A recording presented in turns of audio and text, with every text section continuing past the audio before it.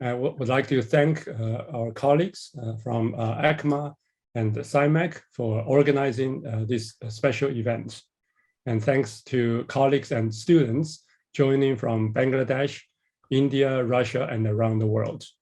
Very honored I am to share some preliminary thoughts about recent dynamics in the digital platform economy being politicized, militarized, and increasingly subject to forces of geopolitics. Every day we see these overwhelming images and analysis, as diverse and misleading sometimes as they are, about this war in Ukraine. And tomorrow will actually be the end of the second month of the Russian special military operation, which according to some was supposed to last no more than 2 days. Now we are at the end of the second month. Cognizant that the events are still unfolding and my information sources are quite limited and probably very partial as well. So I structure this talk as primarily a theoretical exercise. My goal here is not to provide another regurgitation of the news or fake news or opinions, for or against either side of the conflict. Rather, I take this case of Ukraine as a pressing challenge for digital media and communication research, for all of us to remain relevant in real-world politic.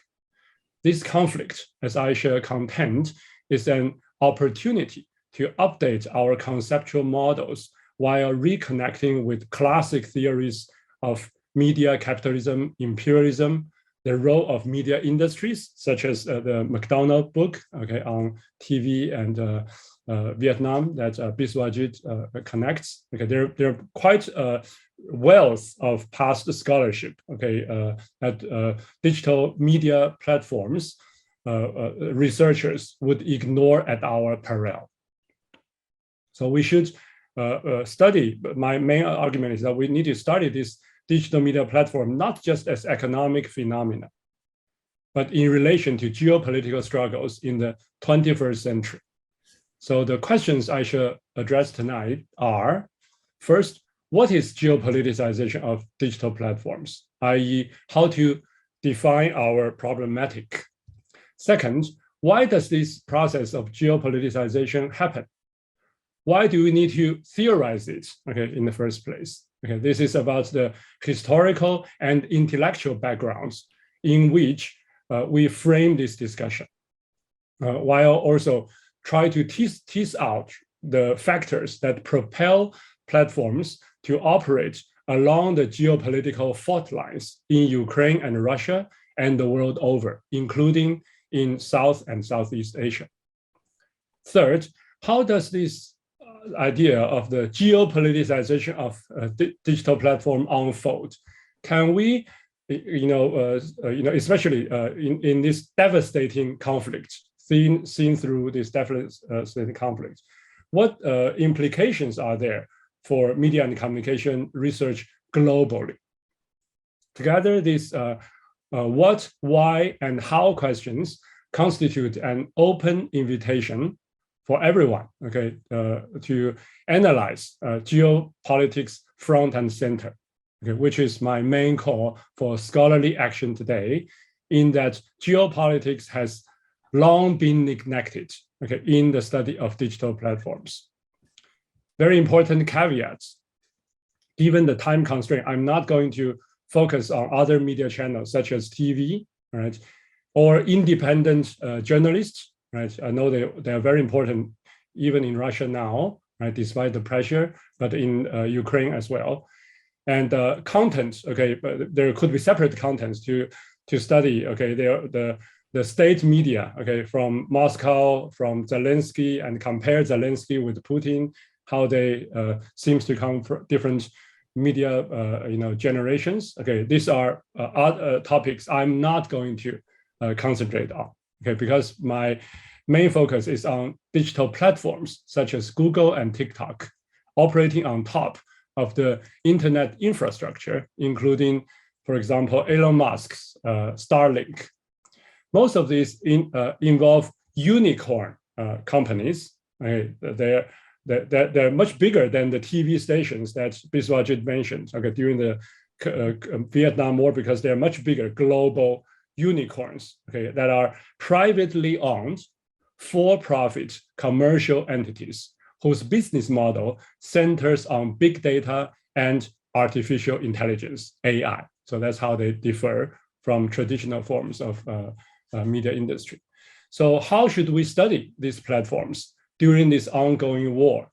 How can we develop a more updated approach from an Asian and more, I would say, a more truly global perspective, which shall not only supplement, but also challenge conventional approaches to studying platforms? So these are our questions. So let us now dive in.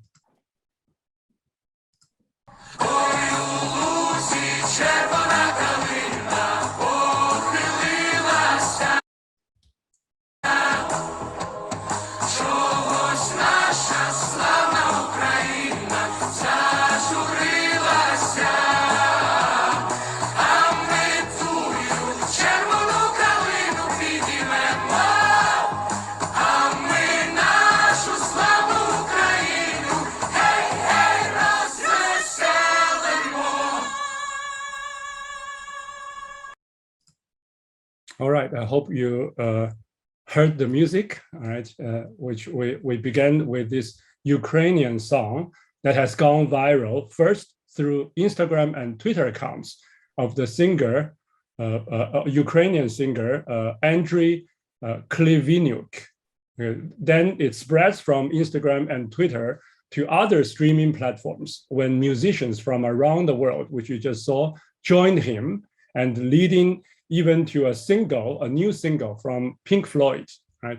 And now available via Spotify, Apple Music, etc., etc. If we go through existing literature on platform studies, especially from a critical political economy perspective, it would be clear that these platforms are more quintessential. This platform we'll see on the slide. They're more quintessential to a neoliberal world order than the TV industry or news organizations. Because the premise here is that these digital platforms constitute a global web of seamless connections, almost like a cobweb. This is the mental image signifying a libertarian, quote unquote, marketplace of ideas, with the assuming that the more the world is linked up through digital technologies and information exchange, the more we will get interdependent market transactions. And then the more we will have mutually trusting democracies. And then the less likely we will have war, and the more closely humanity will be moving towards the dream of permanent world peace.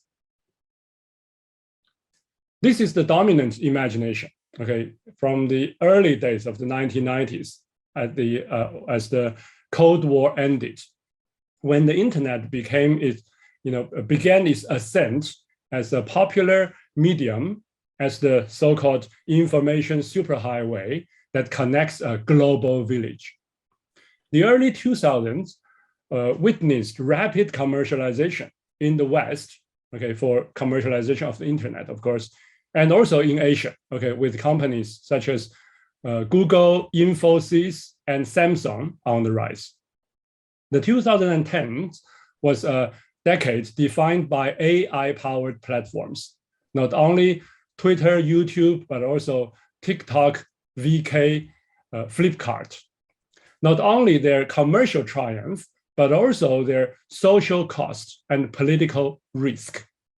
As a result, at the beginning of the 2020s, our decade now, governments around the world, east or west, north or south, okay, began to weigh in, and the algorithms initially designed for profit maximization, okay, for this cobweb, neoliberal cobweb, are now being repurposed for geopolitical goals.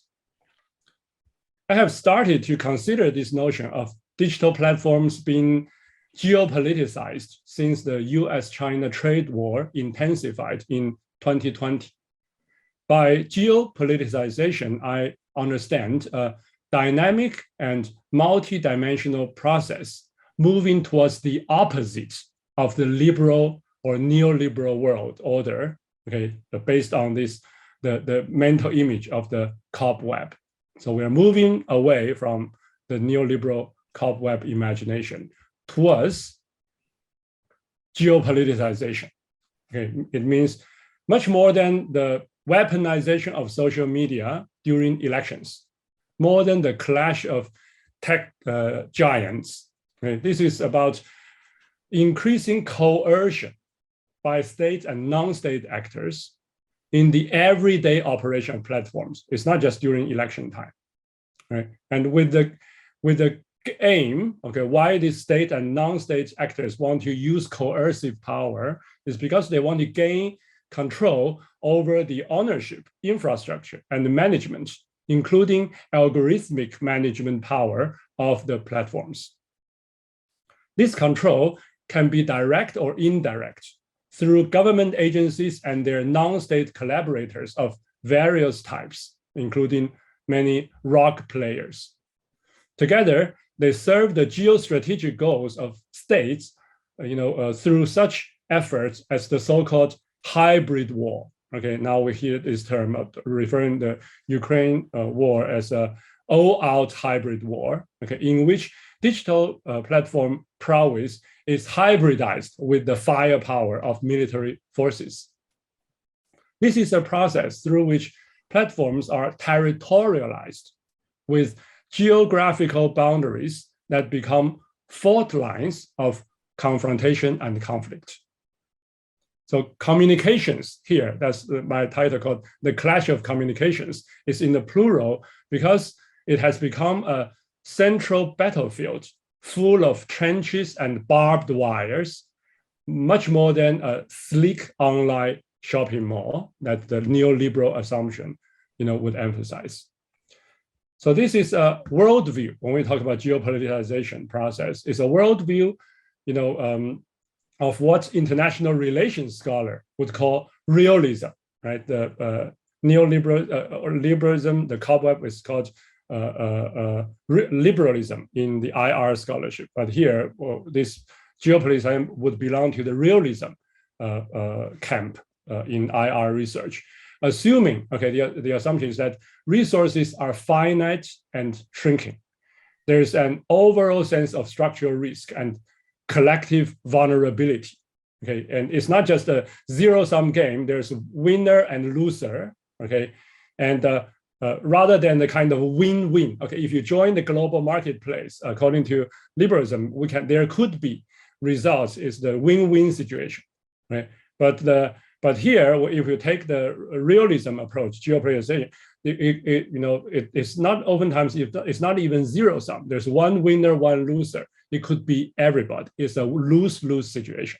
Everybody is vulnerable. Okay, so this is what I mean by collective vulnerability. Because the consequences of conflicts, right, traditional or through cyber war, okay, they are highly unpredictable. Okay, these conflicts are between and within the power blocks. The geopoliticization of platforms also signifies the vast unequal distribution of algorithmic power, so vast that we can call it colonial and imperialist, because they build on monopoly capital. Okay, so this is, of course, would go back to Lenin's 1917 pamphlet on imperialism as the highest stage of capitalism. I'm not the first person to do this exercise. By the way, Dai Yongjin of Simon Fraser University, in his platform imperialism book of 2015, he started platform imperialism as a concept, okay, 7 years ago, and he started from Lenin's 1917 pamphlet.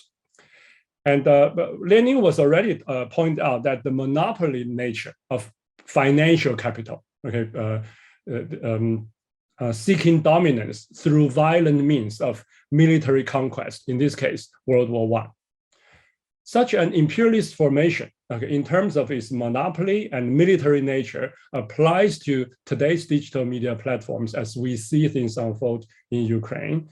And I would say that, this happens to the digital media platforms more than previous military industrial complex. And that would include Vietnam, Iraq, Afghanistan, all right, that involve legacy media industries, okay, be they TV, radio, or newspaper. Okay? It's precisely because the kind of platform imperialism, they require more monopoly capital, and they use automated, right, AI, okay, to process the information. And so this long before, I would argue, long before the visible fists of government regulators punching platform companies, okay, in Beijing or in Washington, D.C., okay, in recent years, the invisible hand of geo-politicization was already doing its work, okay, long before the phenomena surface. So these are the things we see on the surface, okay, of this conflict, right? That we learned about, for example, as soon as the Russian troops entered Ukraine on February 24th, Google Maps shut down, okay, the service to Russian phones in Ukraine. Okay, so this is a corporate, right, behavior. Okay, Google could have done this anytime, but okay, it chose to the invisible become visible, right? Once the invasion started. Starlink, Elon Musk, okay, moved its satellites, okay, to provide internet access, right, to people in Ukraine.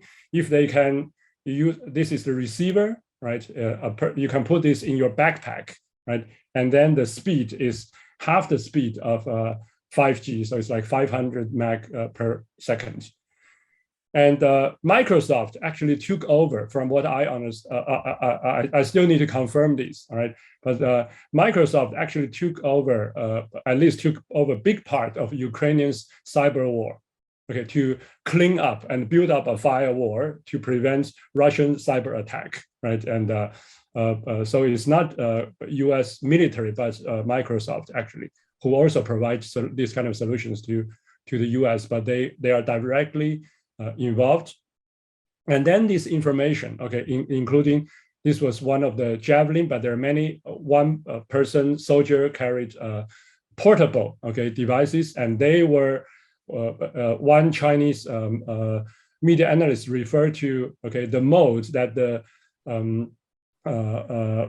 Ukrainian forces operate, okay, in small teams, and they compared to Uber. Okay, in China, it's the DD, it's like the ride-hailing service. Once they found out the Russian formation, the tanks, okay, and then it's an order, and then the small teams of Ukrainian soldiers would take the order, and then everything is coordinated. All right, even they're in small team, but it's like a gig, okay, in the gig economy. But now this is in the gig warfare. And last but not least, okay, is the open source intelligence. Now it's called OSINT, right? And this was a course offered by a company, all right, to the, this is not a company. Okay, this is a European Union, CEPO, right? So this, by the way, this course was opened a year ago, right? And then many students from this course actually joined the open source intelligence. Okay, this actually started even before the invasion started, right? And CEPO is the European Union agency for law enforcement training, right? Anyone who are involved in law enforcement were using these basic tools that are, some of these are open source, right? And the big player, right, now we move into, just now I very briefly defined what I understand by geo-politicization, and the next few slides will explain why we need to theorize it. But here is an image from the most important satellite company, Maxar, all right? that provide these high definition images, okay, that are published online and also supplied to the Ukrainian forces on the ground to coordinate their geo-tethered gig work. But in this case, the gig work is about military destruction, right? And there are many. There are at least a dozen other corporate players like Maxim, right? So I propose this concept, okay, of geo-politicization because I think it's a better term than deglobalization or the new Cold War. Of course, we're not talking about like a Cold War anymore. This is a war that is very hot, right? And this concept, okay, of geo-politicization highlights the unique process of platform transformations that would involve new players other than the liberal, neoliberal, and financial capital. Here, we see, not only at the transnational global level, and involving private corporate players in alliance, okay, with a troop on the ground, but also the statists, okay, and rock players of all kinds, right? Some of them are from both sides, okay. They engage in this creation of like a false flag, okay, fake news, okay, campaigns, debunking other people's debunking, right? And many factors have been leading to this process, and especially intensified during the war in Ukraine. And let me just highlight 5 of the most important reasons why geo-politicization is happening. First is the resurgence of offensive realism. It's not just any kind of realism. Actually, within the realism camp in international relations, there are different types. Some are defensive, but this is the particular type. It's called offensive, especially as advocated in this book by John Mearsheimer, okay, The Tragedy of Great Power Politics. This book, by the way, ended with a full chapter on US-China conflict, right? In the theorized, okay, in IR language. But I would say similar things is also happening in media and communication studies. In 2018, I edited a special issue of Journal of Communication. We call it the Ferments of the Field issue, okay, with Christian Fuchs. And he and I, we wrote this sentence, okay, in 2018, quote, "A new critical and materialist term is on their way in media and communication studies. And there's an increased visibility of analysis that critically scrutinize power, inequalities, and destructive forces." Very important, destructive, right? That are no longer confined to the symbolic and representational. We did not talk about the war specifically, but when I read this, my old co-author piece, I feel this could be applied to today's conflict, because we're talking about destructive forces. A second, so more attention are looking at this rather pessimistic and also destructive developments. And second, we see a backlash around the globe against economic globalization, okay, as especially the US-China trade war, including Trump's China bashing, focusing on Chinese platform companies such as TikTok. Jonathan Gray from Queensland University of Technology actually had an interesting piece from 2021, last year, analyzing TikTok, okay, and Trump's policy against TikTok, and the geopolitical struggle as impediment to market competition. Okay, that is still Gray's argument. So she, even though I think it's an important study, she still takes a liberal perspective to say, basically, TikTok cannot join good, okay, smooth market transaction, right? And then, so I think that's a good, important starting point, right? But then Joanne Gray's perspective can still be challenged from what I just mentioned, this realism or critical theories. And important case of this TikTok indicating the need for a paradigm shift from market analysis of business as usual to the examination of conflicts okay, as the continuous and very importantly, daily struggles in the platform economy and platform geopolitics.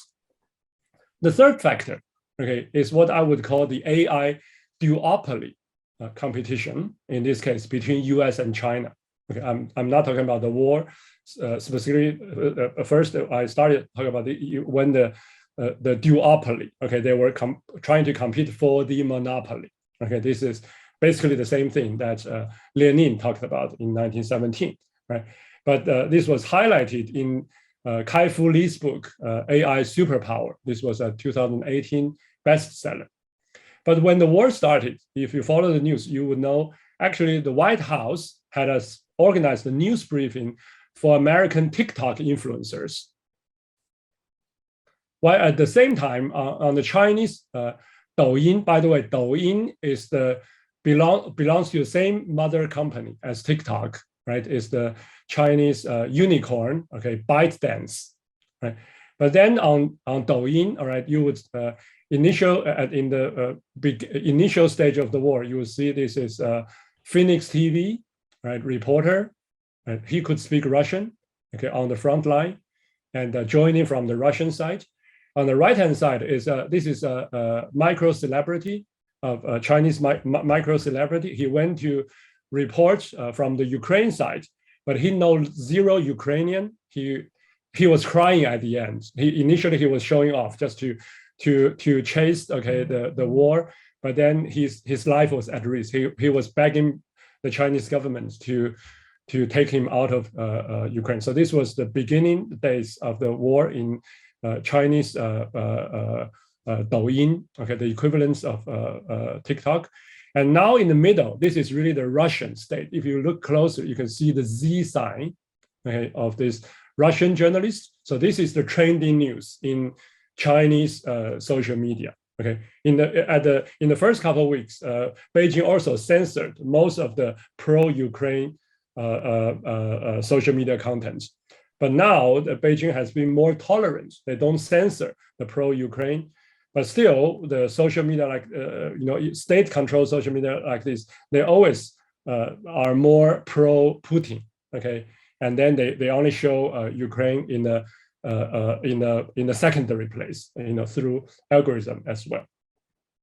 Right, so here we can see the geopolitical forces, right, from both Beijing and Washington, and they are using a visible fist, right, to decouple. Okay, in this case, TikTok and Douyin used to be basically one platform, but now they are decoupled and split into two. Right, so the AI duopoly actually become an AI schism. And the fourth point, this is I think it's very close to how Biswajit, okay, started with the McDonough book on Vietnam, because similarly here Herman and Chomsky was also very much, okay, based in their analysis. Okay, this is the propaganda model. I think to this audience you don't need me to explain, but the 5 layers, there are economic but also political layers to manufacture consent, okay, for the so-called the audiences in the so-called democracies, Western liberal world, right? But here I would say the basic process, okay, of the propaganda model still applies here, but the difference is AI powered, right? So especially at a time of war conflict. So this is we're seeing the resurfacing of the manufacturing of consent in an era of AI and digital and big data. Okay. By the way, here when I say AI powered, it does not mean the process is fully automated. Actually, human labor is still indispensable. Okay, no matter we talk about news making or fake news making or debunking or hacking and other activities. Okay, all these require living labor, right? And then the human labor is, but here is more efficient, and also networked, right? And amplified through AI compared to legacy media. So that was the fourth reason, resurfacing of the propaganda model. And the final fifth reason I would list out is this platform, geo-politicization has to do with the very nature of high-value big data being actually very immobile, being very geo-tethered. Okay, there's a sense that people will say, oh, big data just in the cloud, as if they can flow everywhere. But this is wrong. When we talk about big data, or data is the new oil, as this picture shows, right? And then big data actually they're actually material, all right, resources. They're not floating. The data farm has a physical existence. They have to be registered and located in particular jurisdictions in the world, and then they are treated in this case as privately owned corporate intellectual property. This is how Google, could shut down its mapping service for Russian handsets, without blinking their eye, right? And so this here is that we're talking about big data being indispensable for algorithmic power. Yet big data must have geographical footprints, that are subject to spatially concentrated coercive power of the state. This is the case even before the discussion of data localization.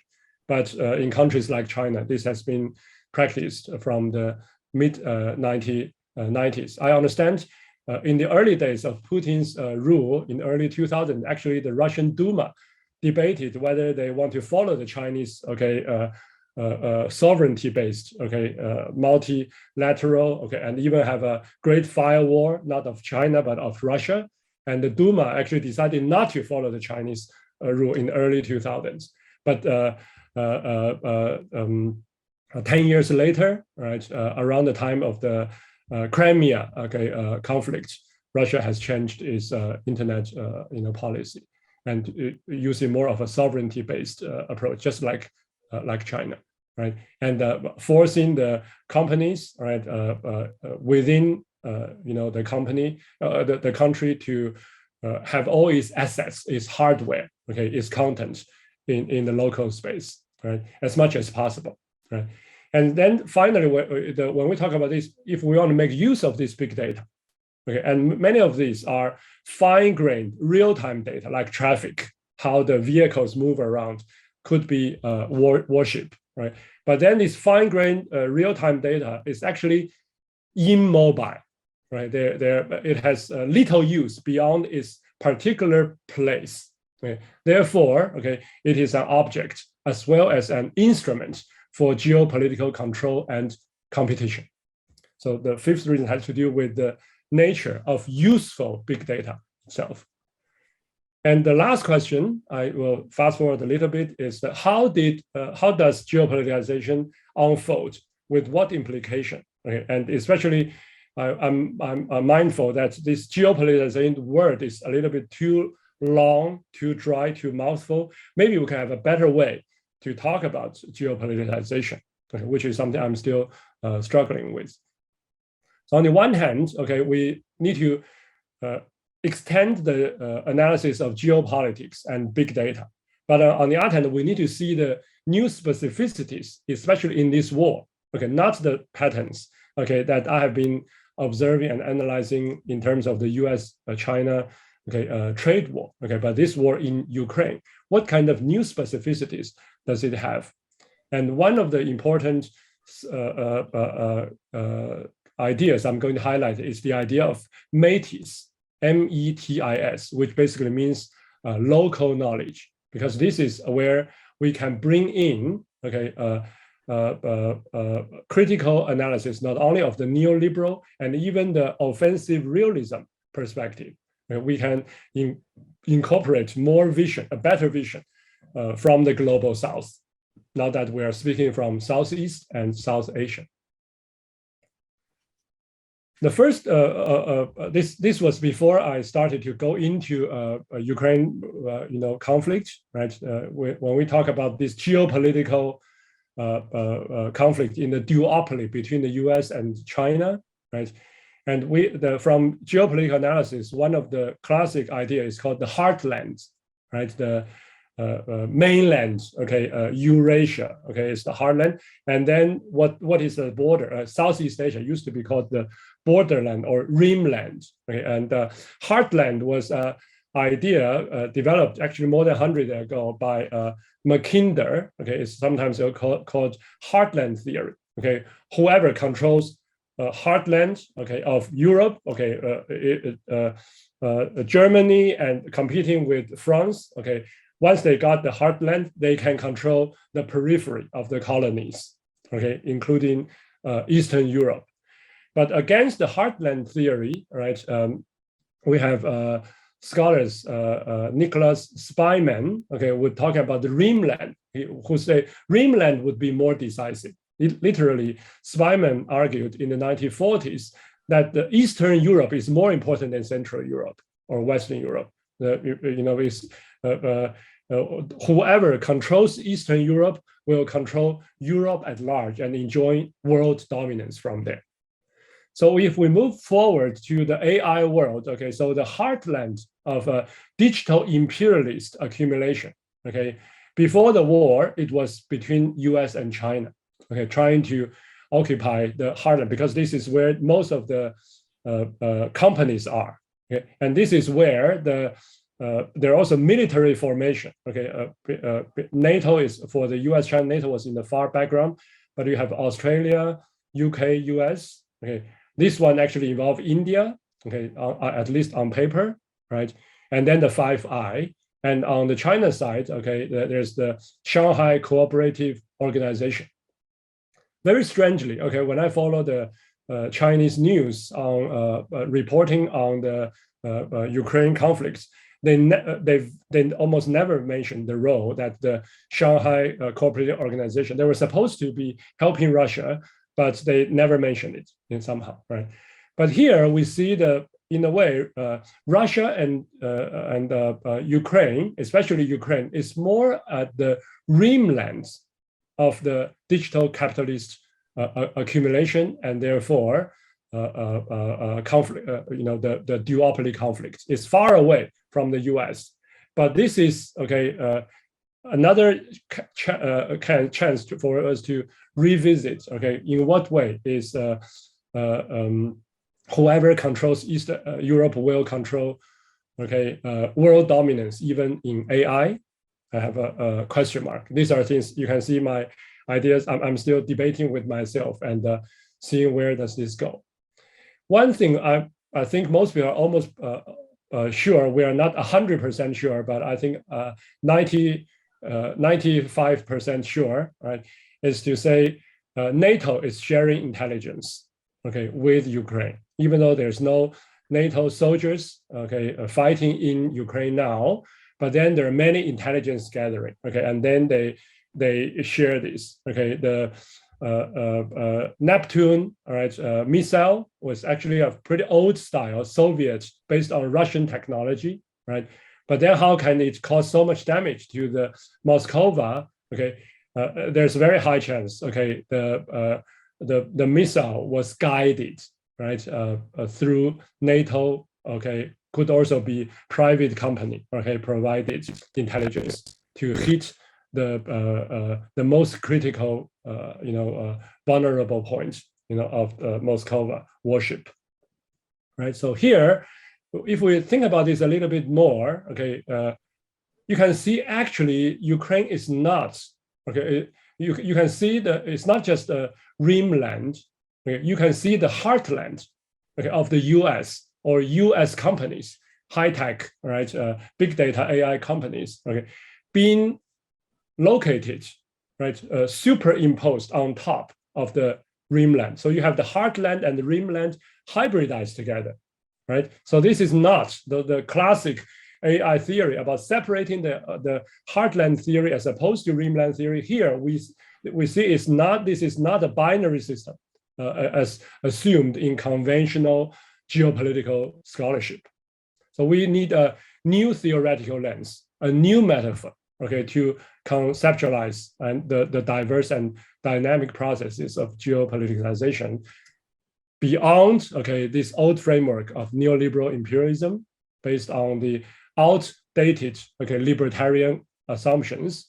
And other than this ComWeb, okay, an alternative vision would be, as I already mentioned, offensive liberalism, whose central metaphor is the billiard boards, okay, which John Messemer wrote in that book I already referenced, okay, The Tragedy of Great Power Politics. He wrote, quote, "In essence, great powers are like billiard boards that vary only in size," okay, end quote.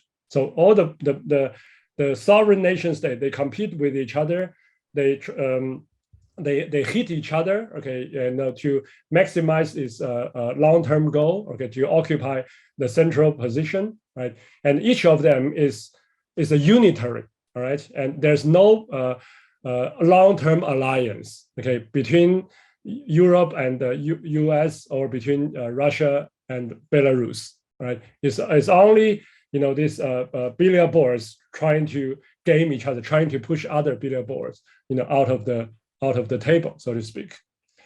While this stance is more suitable, I would say, to what we see in Ukraine compared to the cobweb, okay, neoliberal imagination, my critique is that both Meissner's offensive realism and his liberalism opponents, both of them are elite-driven, who care about, they're obsessed about macro geostrategic structure, while ignoring ordinary people who have become participants in online geopolitical processes, for instance, by using digital platforms in the song we just heard, okay, at the beginning.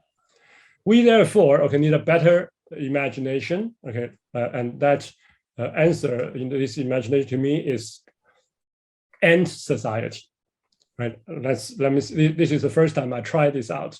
Let me know if it works, and I welcome all the critical response.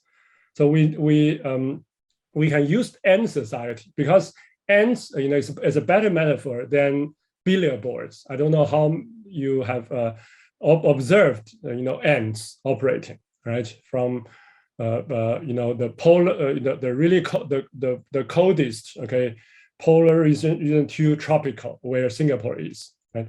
Ends here, of course, they are worker, okay, they are digital labor, right? They are both programmed in their DNA to do their job, okay, worker ends, soldier ends, right, or the queen, right, and they're also self-programmed, okay, through their collective practices, okay, on the ground, okay, but the ants actually can modify, okay, the ants mostly communicate through smell, okay, I won't go into detail, all right, but then they can, throughout their life, they can evolve, okay, collectively as a ant colony together. And now we see this in the collective online practice of self-programmed musicians, okay, following Andrew's song, they join, they form a new song, right? So this, we are moving from outdated imagination of the cobweb and even the billiard boards to look at ants, okay, who are, again, highly social animals, who are cooperative, they're diligent, they're resilient, very important about, okay, even in the wartime. And then, but at the same time, ants are very coercive, okay, they are statists, they obey the order of the queen, the genes in, they devote their lives, okay, to the well-being of the ant colony. And finally, very, very importantly, ants are territorial, right? They are not flowing around in the cobweb. I will go through this very quickly. All right, so this is the cobweb conventional approach to digital platforms, which is a neoliberal paradigm, right? But here with end society, we're talking about geo-politicization. Realism is actually offensive realism. So for the traditional approach, the role of the state is peripheral. Okay, in the UN or ITU, you see this multi-stakeholderism, where states are oftentimes under the sway of transnational capital. Google, for example, with its army of lobbyists. But then the new approach we're talking about is to see the state as central, okay, multilateralism, which Beijing started to advocate from globally in the mid 2000s, and this is based on sovereignty more than anything else. And then on the other side, the role of platform companies, right, for the neoliberalists, they are the Silicon Valley or the Alibaba and their equivalents. They are central, and they pursue global hegemon. Whereas the end societies that we talk about, okay, they are assisting the state. Okay, they are complacent to the state's horrible crimes, right, and suppression, while at the same time asserting regional hegemon, not globally.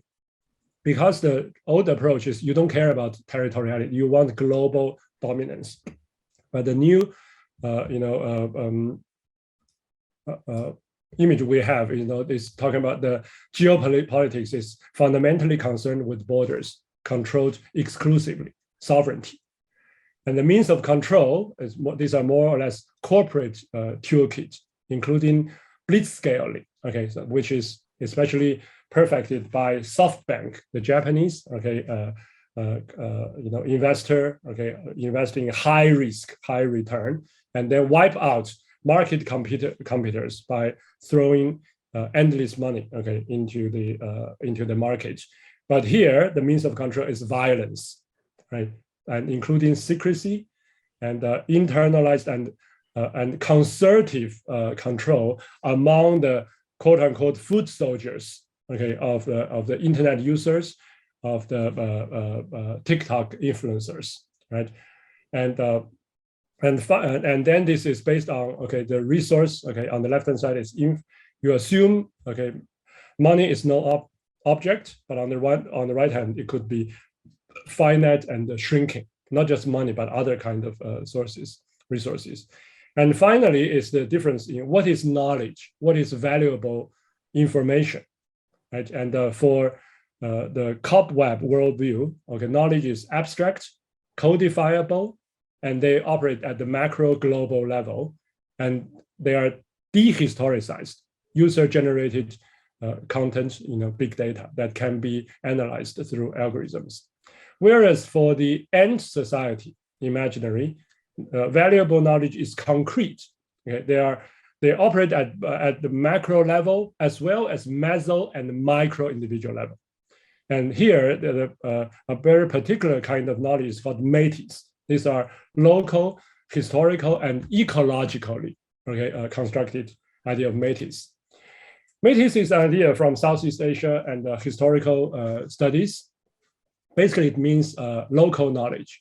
It descends from Greek mythology, right? So Metis was the daughter, actually 3,000 daughters from the god of the ocean, right? And then they are very cunning. Okay, they change their shapes, right? And they denote. Okay, so this is the preeminent Southeast Asian scholar James Scott, right?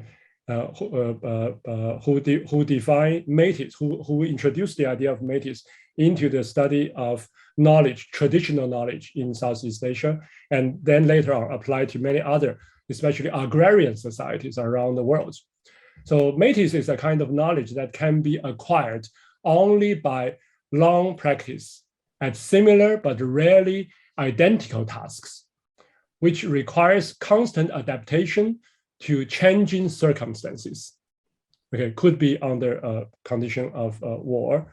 And this is, again, a quote from this book. Right? When Plato would emphasize the kind of abstract knowledge, right? But Aristotle singled out navigation, medicine as two activities in which the practical wisdom of long experience is indispensable to superior performance. They were metis laden, okay, because they emphasize responsiveness, improvisation, and skillful successive approximations. So day to day, constant, you need to work with the real-time data, right? And the metaphor, okay, here, this is also how I came to the metaphor of the ends. Okay, this was also from the same book that James Scott discussed right? He was living in Malaysia in a village, okay, during ethnography at the time. And he lived in the household where the head of the household is Uncle Maitza. The household has a magnificent mango tree, okay, and the whole village, okay, this is the most important, best mango tree in the village. Everybody loves it. Everyone would like to get a mango from Uncle Maitza in order to be able to plant the seed, okay, so that they may get some tree similar to this mango tree, okay, in rural Malaysia. Okay. And but then the tree was attacked by some red ants. Okay, the big red ants. Okay, they got infested. They were eating the mango. They were destroying the tree. The tree started to die. At this point of time, James Scott observed Uncle Maitza, taking out another kind of local leaf. It's called nipa palm. Is a kind of palm tree, right? Nipa palm. He took the nipa palm leaves, dried, put it underneath the mango tree. He did not apply pesticides or try to physically remove the red ants, but he was taking these nipa leaves. Why? So James Scott asked Uncle Maitza, why you did this? Okay, how this will help? And Maitza does not want to explain. This is something I've been doing. It's hard to oftentimes to explain this kind of local knowledge. But at the end, because James Scott was so insistent, okay, so Uncle Maitza explained, it's because the nipa palm tree leaf would attract a natural enemy of these big red ants. They are small black ants. Okay, so if you get the small black ants, the small black ant will attack, okay, the big red ants, and that's how actually the story ended with the magnificent mango tree being saved because of the metis. It's not you're not guaranteed this will work, right? Even in the different season of the year, you apply the same skill. It may or may not work, right? There are many other factors. You need to try, constantly improve, and try out your luck. It's not a formula that can be translated into an algorithm. Okay, so this is a concrete example of metis. I'm getting towards the end of my talk. So here we see metis in the traditional way in Eastern Ukraine, okay, in the embodied form. This is what we call, okay, local journalism, like fixers. Okay, while the Chinese journalists, okay, sometimes they could not get embedded to the front line. Western war correspondents actually move in to Eastern Ukraine with the help of local fixers. Okay, 2 of them were killed, and then there's a big debate, as you can see from this article, okay, about they're actually, it's better to call them journalists, okay, who have the local metis, okay, and then they connect the war correspondent with the local. And how did the Western war correspondents get connected with this local journalists, okay, or fixers? Is because of Telegram, Instagram, Twitter, right? So this is how AI, all right, and this platform enabled, okay, traditional embodied metis to be connected with the news industry. This is an example of metis at the macro global level. Okay, like I said, okay, it's not just very localized. Okay, the ant society can operate at macro, meso, and micro levels.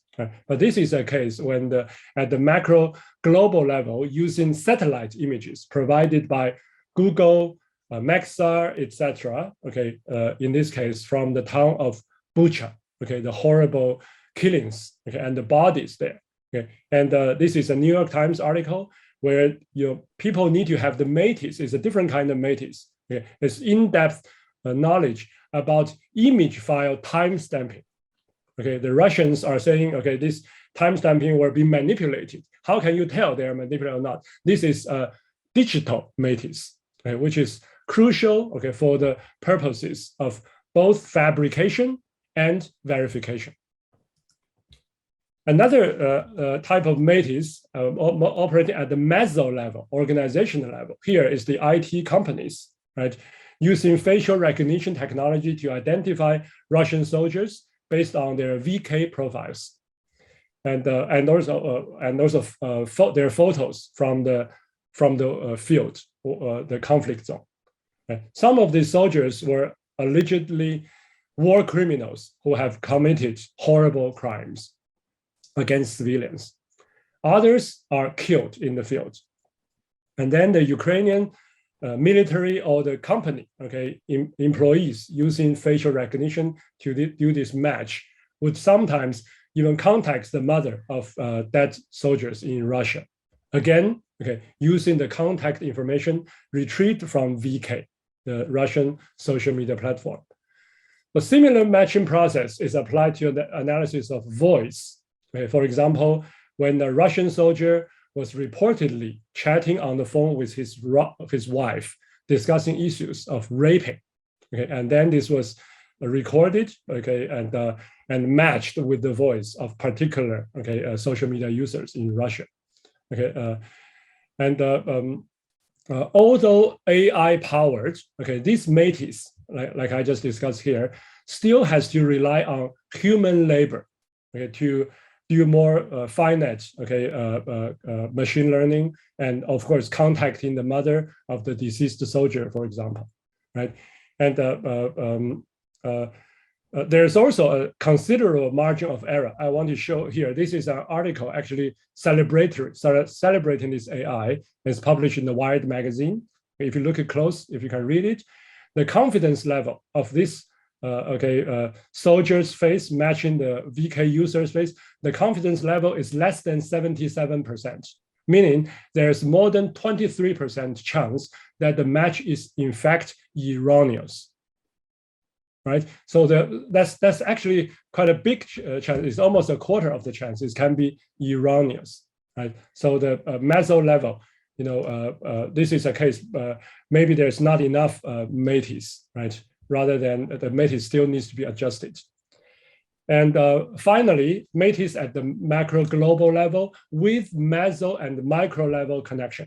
I told Biswajit I have something very puzzling from South Asia. I want to ask him, and maybe other Indian colleagues can help me solve this puzzle. Right? This is the international fact-checking network, signature about a global map about where the fake news about Ukraine came from. And I was expecting to see China, all right, to be the leading, or even Russia, all right. But here, India actually turns out to be the number one, most fake news, all right, about the Ukraine war, all right, and so I don't understand, why there are so many fake news about Ukraine from India. Has anything to do with BJP's move for geopolitical gain? I thought BJP mostly is concerned with domestic issues now, or is it because the India leads the world in online labor supply. Therefore, the majority of the job is of content farming, is outsourced to India.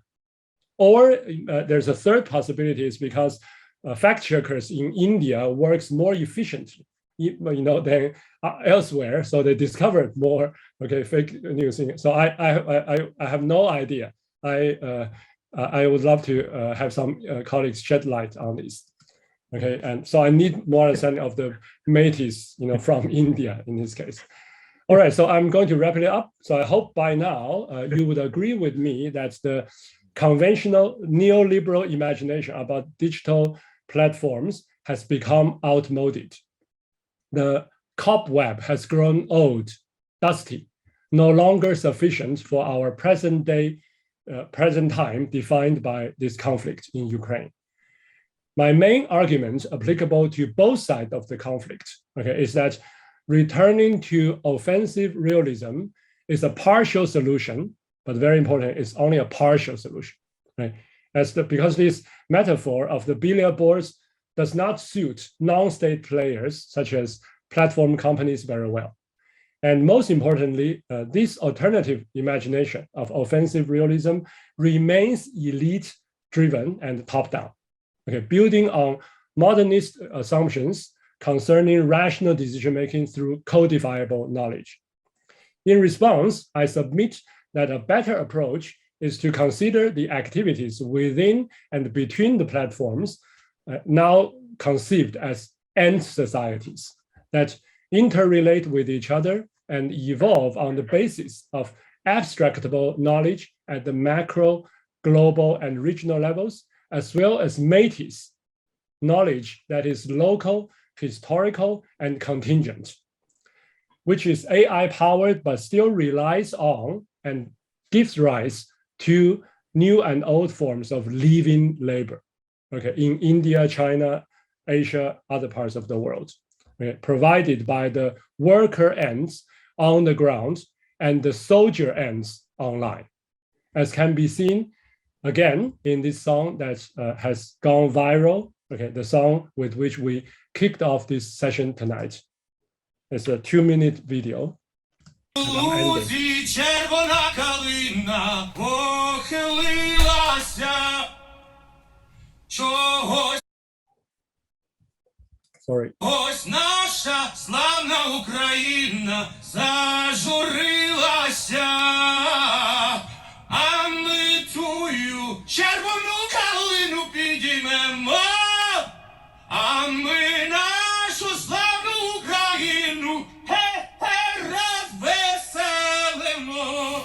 Ой, у лузі червона калина похилилася, чого ж наша славна Україна зажурилася, а ми тую червону калину підіймемо, а ми нашу славну Україну гей-гей розвеселимо.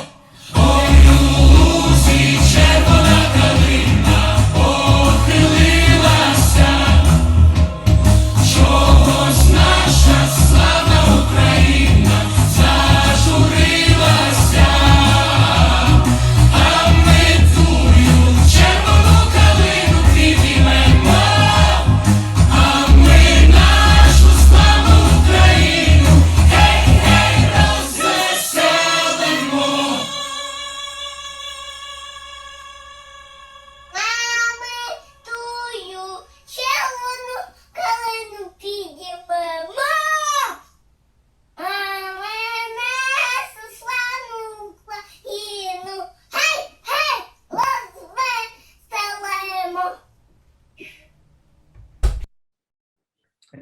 I salute all the working people, the working ends who collaborate creatively and resiliently in their struggle to defend our common humanity against imperialism of all kinds, to safeguard our civility using digital platforms among other means of struggle against elite domination on either side of this horrible disaster of the ongoing war.